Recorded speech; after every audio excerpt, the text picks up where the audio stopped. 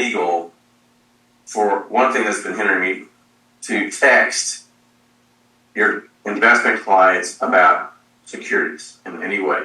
Really? So Yes, you can completely. no texting. Okay. You cannot until now. And the problem now you can. And that's what we're here to have the class about today. Oh, okay. So Primerica signed a contract with Zoom. And Okay. the reason it's illegal is they have no way to track the texts. So what Primerica's done is we are on, our team is on the beta. We're the beta group, one of the beta groups. And so we get assigned a new cell phone number. Mm-hmm. So you'll be assigned a new cell phone number for texting. For texting. Okay. Okay.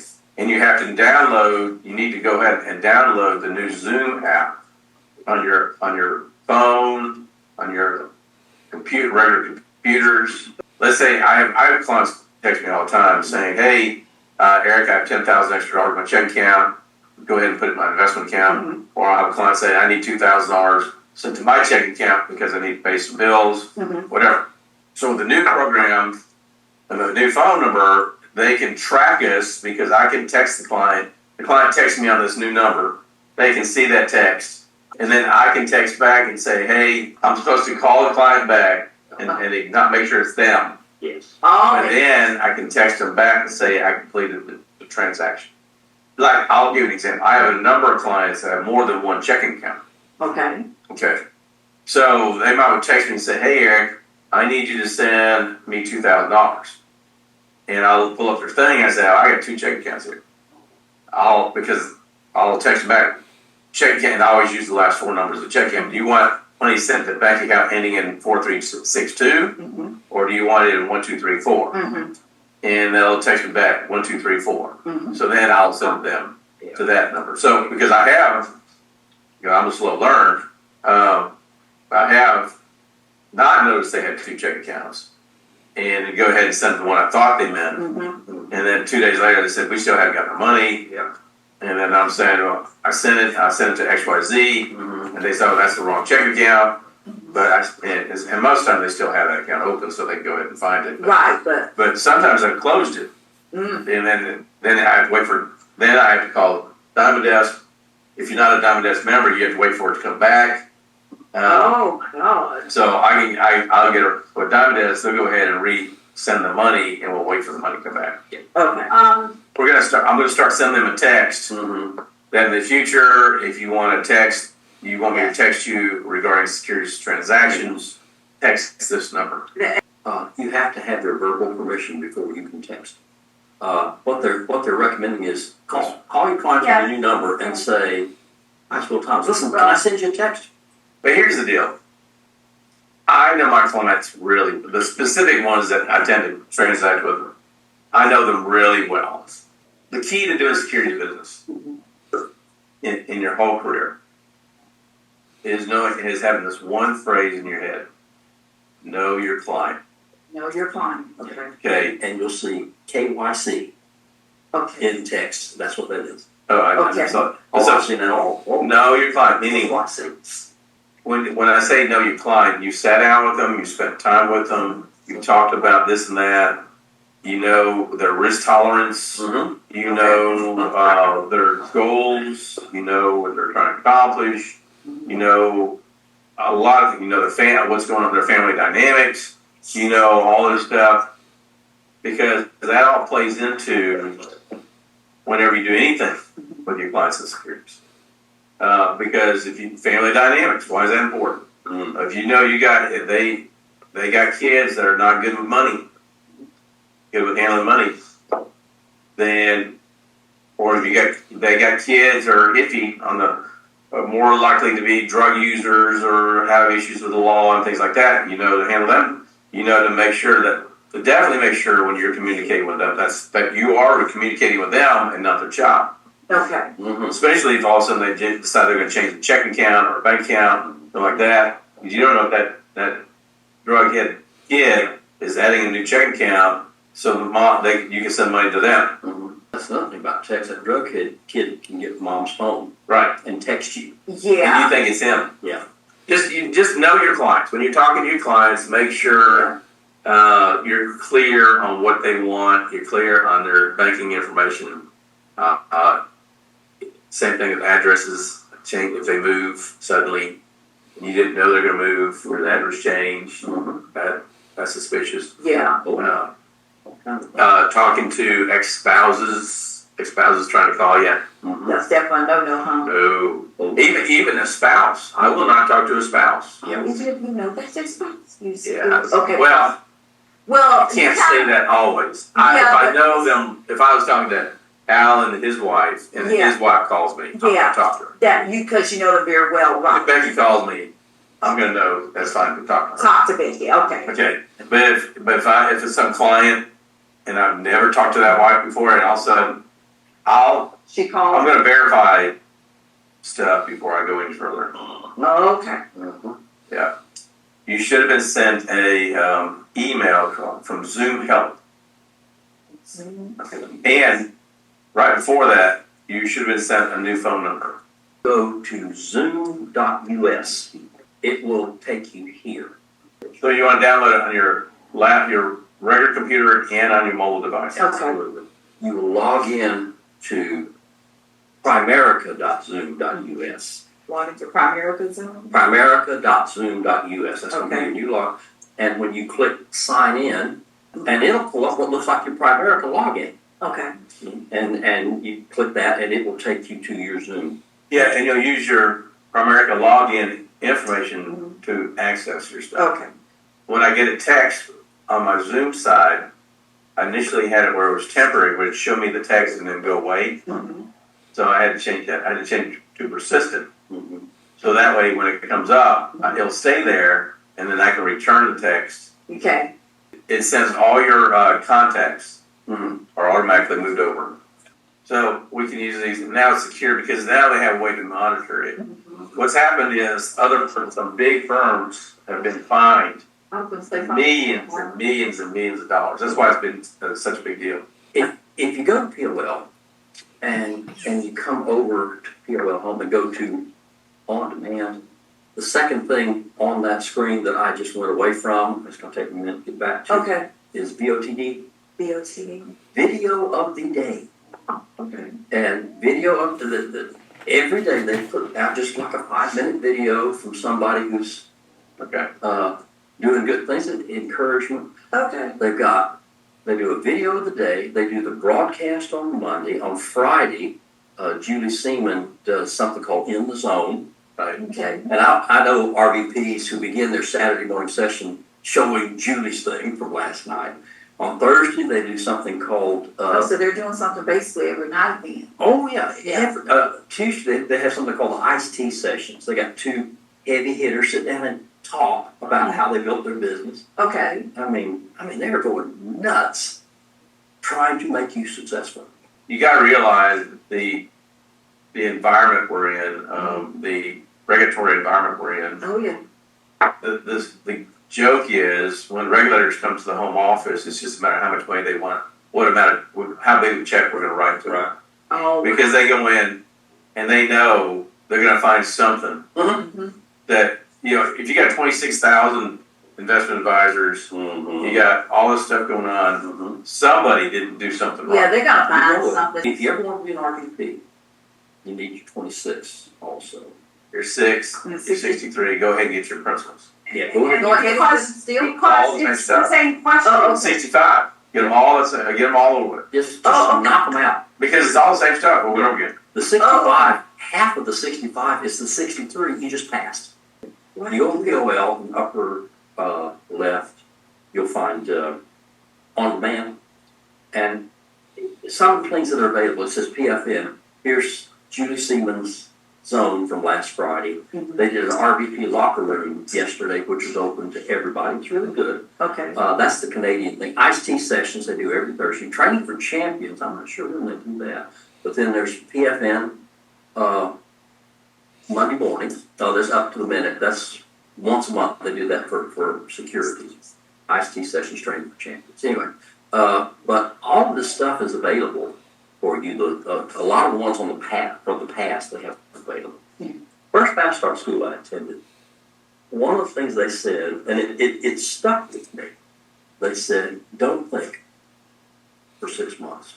Yep. Just do what we tell you to do. For 6 months? Yeah, we have a system that works. Don't analyze it. Don't figure out how you can do it better. Do what we tell you to do for 6 months. Right. Okay. And then you can start doing it. And then somebody else said, don't think until you become an RVP. And somebody else said, don't think until you put on the $100,000 ring. Okay. And Eric is always saying that you become an RVP and everything turns to crap for the first 6 months or so. Oh, yeah. And I think the reason for that is so many people become RVPs and they go, okay, now I'm going to do it the way I think it ought to be done. That's right. And then they figure out, RVP one day. And it's kind of like your parents. Uh-huh. It's primarily a lot like being raised by your parents. Oh. See, when you're 18, you don't think your parents know anything. Right. You think you're smarter than your parents. Exactly. And then when you become 30, you realize how smart your parents really were. Uh-huh. But smart. Same thing for American. Our VP says something, he didn't know he's talking about. Mm-hmm. So when I get an RVP, I'm going to do it this way. Uh-huh. And then you do it that way, and you realize why it doesn't work. Mm-hmm. I remember coming up thinking, when I become an RVP, I'm not going to do stuff like that. Yeah, and I didn't. Okay. For example, when I was coming up in Mike Crawford's office and Kip's office, they would nickel and dime us things all the time. They'd charge us for copies. They would charge us for office space. They would charge us for this. You name it. They nickel and dime us. And I said, when I'm an RVP, I'm not going to charge any of my people for anything ever. Uh-huh. But that's Art Williams. Wow. Art Williams wrote this book, The A.L. Williams Way. And some of it's superseded because we're not A.L. Williams anymore primarily. There's still some good stuff in there. Uh-huh. And one of the things he said is, you do not charge any of your people who are regional leader or below for anything, for office space, or anything. I did. So everybody has some good information. Okay. Learning how to pick out what's good and leave the rest. Okay. And realize that sometimes you go to a fast start school and you'll get 3 things that are worth. That's worth walking away with. Yeah. Mm-hmm. And you say, well, wow, you mean I spent a whole day and I only got 3 things worth walking with? Yeah. That's just what it is. Yeah, so just know that you're going to hear other guys say the same thing I said. You're going to say dumb stuff, whatever. But you're going to have to hear somebody say something that's going to be worthwhile, and that's what you take with you. Okay. Always be looking for the something else. Good. He went from making $50,000 to $350,000 in 6 months, and you think, wow, I'm going to do exactly what he's doing. No. You're not him. Well, first of all, this business is not designed to work that way. That's true. So if he went from $50,000 to $350,000 in 6 months, he probably took a lot of shortcuts. Yeah. And so typically, if you take a lot of shortcuts on something, it's normally going to fall apart. Yeah, they're coming back to haunt you. Yeah. They'll roll back to you. Yeah. So I've seen, and I've survived a lot of people. There are a lot of people that at one point were way ahead of me. When you They're no start, longer they're way ahead of you. and no longer here. Shortcuts. How many flashes in the pan? Well, and so I've always said I'm a marathoner, not a sprinter. I'm going to cross the line. It's not I'm a marathon. how fast I get there. I'm a marathoner. I'm going to be consistent. I'm going to be relentless. You know, when they say go, a lot of people just take off, right? You can't do that very long. Okay, so I pick a pace that I knew that eventually I'd pass that guy. Okay, and then once I got past him, I'd look at the next guy to pass him. Okay. And that's what I've always done: is You pick your targets. pick your target, figure out what it is you want in this business, how much money you want to make, what you want your business to look like. My business does not look like a lot of other people's businesses. I focus on securities. Nearly no one else does. That's true. Okay. Oh, so okay. So, and why do I? Here's the other thing. Why I can't fathom why other people do it differently, but I guess they do. And there are people making $7 million a year, so they're killing me. But to me, I didn't want to be in a situation where I'd sell a life insurance policy. Because how often do you get paid on a life insurance policy? Just once. Well, you get it once. You get the advance, and once the policy's been in the books 12 months, you get the earns. Mhm. And that's it. Okay, You never get paid on a policy again. right. Okay. Well, if I do 1,000, let's say the premium is $1,000, and I'm a district leader. After a year, I make $500, right? Mhm. Well, but if I get a client to invest $10,000 with me, I made, as a district leader, what do you make? 35%. 35%. So, 35% of the 5%, which is 500, 150. So I make $150. Mhm. So if you do a live sale as a district leader, you make $500 in a year. In a year, okay. But on a $10,000 investment, you make $150. Mhm. Well, you're gonna say that's not as good, Mhm. right? But wait, that $10,000 is gonna pay me a trail commission for as long as I have that client. Oh, it keeps going, it doesn't at all. It never stops. Plus, is there a chance that this guy how many life insurance policies can one person even ever have? One. One. Okay, if this guy had $10,000 to give me today, is there a chance that he needs to put $500 a month in an IRA? Is there a chance that he's going to have another $10,000 to invest with me? Is there a chance he's got a friend that has $10,000 investment? Okay, and then once I have that $10,000, I'm getting a trail commission on that money, and it's based on the account value. So if next year that $10,000 is worth $15,000, Mhm. now I'll get paid on the $15,000, Not the 10,000. not the $10,000. So to me, I was willing to take a smaller pay initially, Mhm. but get paid forever. Whoa, you was looking at long term. That's right. Yeah, I'd rather. Yeah, so that's why I talk. I have 160 million under management. I get paid a percentage of that every single month. The market goes up 1% in any one day. I've just increased my book by $1.6 million. Okay. So the market's been up over 20% this year. Yeah. So 20% of 160 is how much money? 3.2. 3.2 million. Wow. 3.2 million. Yeah, 3.2. No, it's more than that. So the market goes up 20%. I lost $3 or $4 million in clients that went somewhere else. Mhm. The market went up 20%. I made $32 million in assets under management. And I didn't have to do anything. Except for I was smart enough to know where to put my clients so they make money Mhm. in this environment. Right. Right? Same thing if the market goes down. Let's say the market goes down 20%. Mhm. I'm going to put them in the right investments so they don't go down 20%. They go down 8, So or a much smaller percentage than everybody else, right? okay.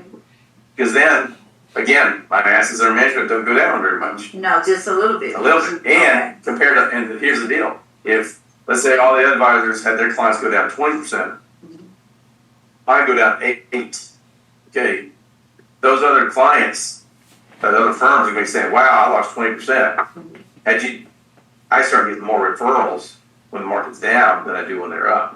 When they're down? Because they're leaving other guys and coming to me. Oh, okay.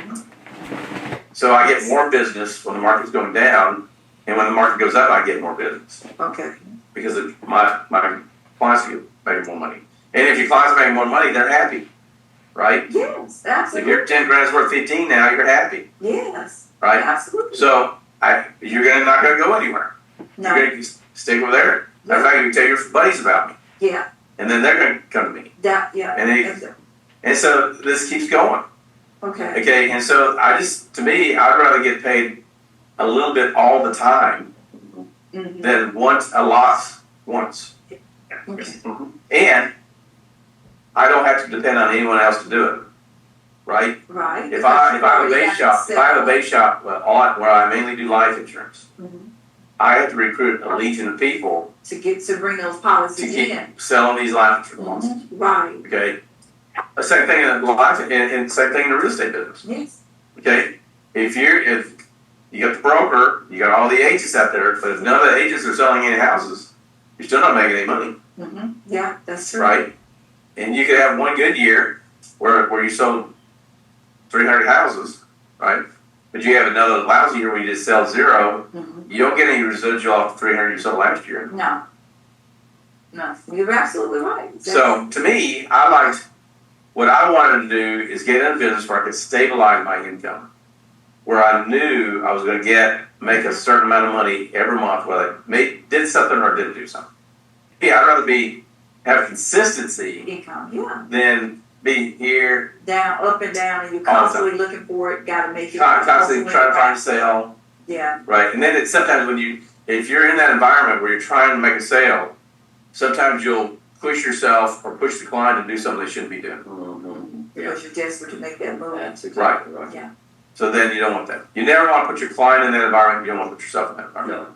If you ever look at a mutual fund, they have a sales charge. Mm-hmm. Let's say the client pays a small investment, pays 5% initially. 5%, okay. That's 5%. But then all the quarter of 1% is the trail. Okay. It's not very much. Okay. Quarter of 1%. Okay. But part of that is paid to the person that handles the account. Okay. So I get paid on those. Okay. So I said, I want to go somewhere where I can focus on making my clients money, where no one pressures me to push anything. I can focus on making my clients money. Okay. And so that's why I came here. And that's what I like about it, is no one tells me I need to push Invesco funds over some other fund family, American funds or whatever. Mhm. I built my business the way, and I knew what I have today. I knew what I wanted to look like then. I wanted to be mainly securities, office, and just have where I could just build something that I was happy with. You got to go in with an idea of what you want your business to look like. And now we have mortgages coming. Mm-hmm. I think mortgages are going to play a much bigger role in our business than they ever have. I think we're going to do a lot of mortgages. Like we did a couple loans last year. Okay. The interest rates were high. Mm-hmm. Okay. Sevens, right? Yeah. Yeah. Seven and a half. We had We had two loans over over 7.5. Okay. Well, now Rocket, I was talking to the guy at Rocket, he said you can refinance it at 5.99. Mm-hmm. So we're going to save one of our clients $700 a month on their house payment. Wow, coming out of that 7.5 and going down to the Okay, so 5. we're going to refinance it, right? Mm-hmm. Guess what? We get paid again. Okay, It's like so then a year and a half from now, when that rate goes from 5.99 to 4.99, You do it I'm again. going to do it again. Get paid again. If you're a real estate agent, Mm-hmm. you sold that house one time. Yeah, just once. Yeah. But in my case, I'll do 3 loans on that same house. Get paid 3 times. Mm-hmm. July of 2024 had the most number of people walk away from real estate transactions. Wow. You know that? Mm-hmm. There were 60,000 people. Wow. Walk That away. day. See, that's the beauty of Primerica is we can, if somebody does need life insurance, I put them life insurance. Mhm. They need investments, mortgage, whatever, I can do it for them. Mhm. If you're just selling a house, real estate, then you're stuck on that one product. Mhm. But if you could add mortgages and investments and insurance, now you got something else. Yeah. If you see yourself as a life insurance agent, you've really limited yourself. For that matter, if they were to ask me what is the number one product I sell, I'd say the F&A. Financial needs analysis. Yeah. Mhm. Because that does the whole picture Okay. and shows them this is how much life insurance you need, the investments you need legal protection, I need theft protection, you need home and auto. Yeah, that's right. If you go in and show them, no, I'm not trying to sell an investment. I want to give you a good snapshot. Well, as a matter of fact, I had a guy that is a very successful business owner come to my office yesterday Okay. from here. And he has a bunch of rental properties. He owns a number of businesses here in town. And he came in and walked, and I said, well, how much do you need to have every month? He said, I have no idea. Wow. And I said, so that's our thing, is helping the client figure out what they need and then show them how to get it. Mm-hmm. Okay. And one of the most brilliant things ever, Eric says, first thing you do when you sit down is you ask them, what are you trying to accomplish? Financial. Where do you want to go? Mm-hmm. And I get that. And you write it down. You take notes. Yeah. Okay. What it is. Because, I don't come in with my agenda. Like, what's your agenda? Where do you want? And so that's so the way that a lot of people approach you, like the guy approached me yesterday, he said, well, I'm going to have XYZ dollars to invest, right? And my reaction back to him wasn't, okay, this is what we need to do with the money. My reaction back to him is, well, what are you trying to accomplish? Because I need to know what he's trying to accomplish to know where he needs to put the money. Right. I can't just put it somewhere unless I know what he's wanting to do. What he wants, right. And so were you able to? So he's going to come back. He was kind of walking through. I was kind of talking about it. He said, yeah, I'm going to sit back down with you. And he's going to bring all his stuff. I want him to bring all his financials in and look at it all at one time. Okay, that makes sense. Yeah. Okay, then that will get a clear picture of where Right. he's going and where he,